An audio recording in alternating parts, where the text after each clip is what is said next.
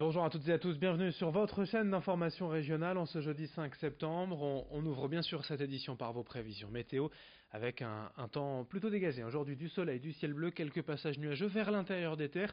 Sur le littoral, on sera plutôt à l'abri, la situation sera plus favorable malgré le vent de secteur nord-ouest et des rafales toujours à 50 km par heure. Les températures elles seront en baisse, 17 degrés à Lille, à Calais et au Touquet, 16 degrés à Boulogne et Dunkerque. Cet après-midi du soleil pour tout le monde malgré quelques passages nuageux sans conséquence dans la métropole lilloise. Les prévisions météo complètes juste après ce journal. À la une d'abord, une autre actualité de rentrée. Depuis le 1er septembre, les étudiants n'ont plus à souscrire de mutuelles spécialisées. La réforme de la sécurité sociale entamée en mars 2018 est désormais terminée. Désormais, tous les étudiants sont affiliés automatiquement au régime général en étant rattachés à la caisse d'assurance de leurs parents. Une manière de simplifier les démarches administratives et les remboursements. Cette réforme supprime de fait la cotisation à la sécurité sociale étudiante qui était de 217 € par an, redonnant ainsi du pouvoir d'achat aux étudiants. Explication complémentaire au micro de Xavier Célie.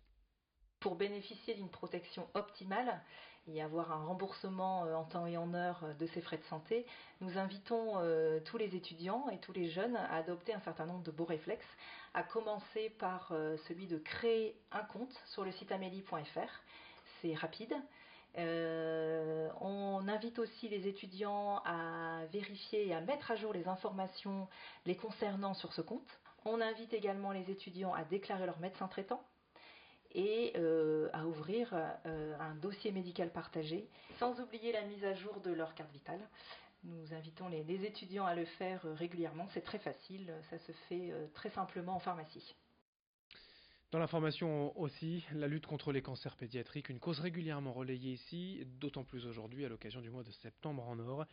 Dans la région, plusieurs animations sont au programme, d'abord pour sensibiliser l'opinion publique au cancer des enfants et des adolescents, mais aussi bien sûr pour récolter des fonds pour le projet de nouvelle unité du centre hospitalier régional Oscar Lambré à Lille. Ici, près de 600 jeunes atteints de cancer sont suivis chaque année. L'objectif est donc de récolter 200 000 € en un mois pour financer cette nouvelle unité et chacun peut participer. Explication au micro de Rémi Desremeaux.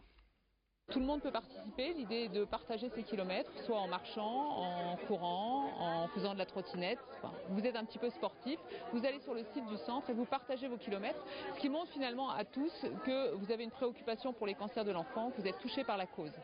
En parallèle de ça, il y a un appel à dons également, l'idée étant que vous faites un don de 1 €, ça correspond à 1 kilomètre. Ce don nous permettra d'aménager la nouvelle unité pour prendre en charge à la fois les enfants, les adolescents et les jeunes adultes au sein du service.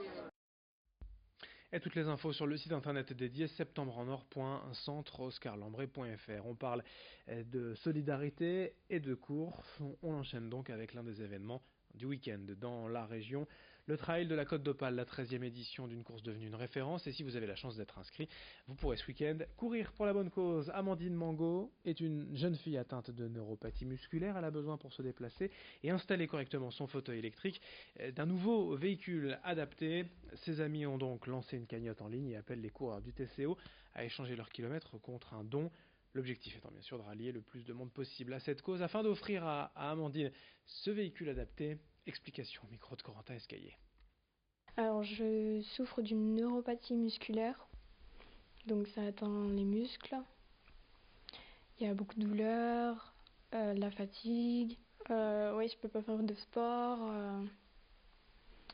Je peux pas aller à la piscine non plus. Tu n'as pas de bobule blanc? Ouais. Je dois faire attention à tout en fait. Je suis plus autonome avec le fauteuil roulant électrique parce que j'ai une manette pour moi. Et j'ai une manette pour maman aussi quand je suis fatiguée. Mais pour faciliter l'autonomie et puis aussi par rapport à l'aménagement du véhicule parce qu'il rentre pas dans le normal. C'est plus simple d'avoir un nouveau véhicule adapté. Le retour du festival Ciné-Comédie à Lille du 2 au 6 octobre prochain, une deuxième édition avec l'acteur et réalisateur français Michel Blanc comme parrain et un pays à l'honneur, la Belgique. L'événement se veut à la fois populaire et cinéphile avec des projections bien sûr, des avant-premières, des rétrospectives mais aussi des expositions, des ciné-spectacles musicaux, des rencontres, des débats, des masterclass. Le programme a été dévoilé hier, il est désormais en ligne sur festival-cinécomédie.com. Présentation de l'événement au micro de Rémi Desremeaux. C'était important pour nous, après Pierre Richard, d'accueillir un grand nom de la comédie comme Michel Blanc, puisque c'est quelqu'un qui est très important pour nous. C'est un auteur, un réalisateur, un dialoguiste formidable. Et je pense que, en tout cas, il a été touché qu'on l'invite pour parler de son travail d'auteur, et pas toujours pour ses personnages des Bronzés, par exemple. C'est vraiment, on a axé ça sur son travail de créateur, et il sera là le week-end du 5 et 6 octobre pour présenter à la fois des classiques, et puis le soir du dimanche, c'est-à-dire à la soirée de clôture, on aura le nouveau film de Tristan Seguela dans lequel Michel Blanc a le premier rôle. On a adoré ce film, donc on a décidé de le programmer en exclusivité, puisque le film sortira qu'au mois de décembre. Donc ça va être un moment exceptionnel. Pour finir ce journal, le portrait d'une corporation qui n'est bien plus nombreuse, mais un savoir-faire toujours recherché.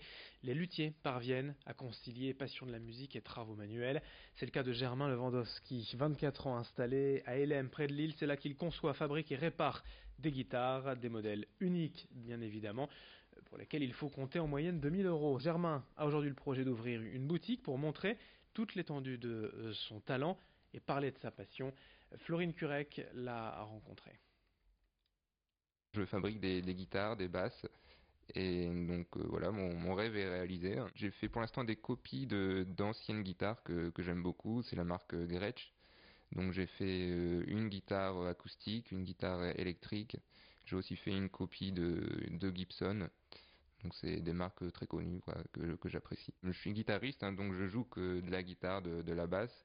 Donc je pourrais pas fabriquer un violon par exemple, comme un luthier de quatuor, parce que je sais pas jouer de violon. Fin de cette édition régionale. Dans un instant, vos prévisions météo. Globalement, un temps plutôt agréable aujourd'hui, des températures en baisse et assez fraîches, mais côté ciel, on aura le droit au soleil, malgré parfois quelques nuages. Allez, on fait le point dans un instant. D'autres infos dès le prochain quart d'heure.